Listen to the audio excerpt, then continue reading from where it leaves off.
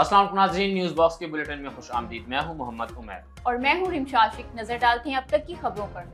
Chairman PTI आज 16 cases में इस्लामाबाद की मुख्तलिफ अदालतों में पेश होंगे। चेयरमैन पीटीआई की जमानत की दरख्वास्तों पे समाअत आज होगी।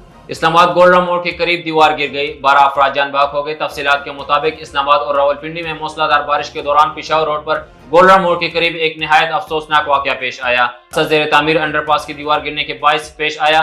हादसे में 12 मजदूर दबकर जान बहक हो गए। रेस्क्यू ज़राए का कहना है कि इमदादी टीमों ने मलबे तले दबे 4 मजदूरों को जिंदा निकाल लिया। पुलिस हुकाम के मुताबिक थाना खाना के इलाके मोहम्मदी टाउन में दीवार गिरने का वाकया पेश आया, जिसमें 11 साल की एक लड़की जान बहक हो गई। रिपोर्ट कर रहे न्यूज़ बॉक्स के नुमाइंदे सरदार इसरार।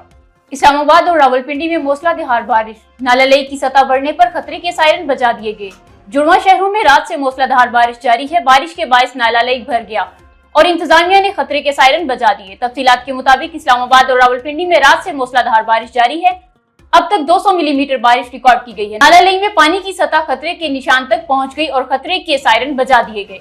रिपोर्ट कर रहे हैं न्यूज़ बॉक्स के नुमाइंदे सरदार इसरार। सिंध असम्बली वफाक के साथ तहलील करने पर इत्तेफाक। तफसीलात के मुताबिक सिंध असम्बली 8 अगस्त को तहलील किए जाने का इम्कान है। पीपल्स पार्टी ने सिंध असम्बली वफाक के साथ तहलील करने पर इत्तेफाक कर लिया है। ज़राई सूबाई असम्बली का कहना है कि 7 अगस्त तक असम्बली मुद्दत के काम मुकम्मल करने की हिदायत कर दी गई है और सेक्रेटरी असम्बली को अहम हिदायत मिल गई है।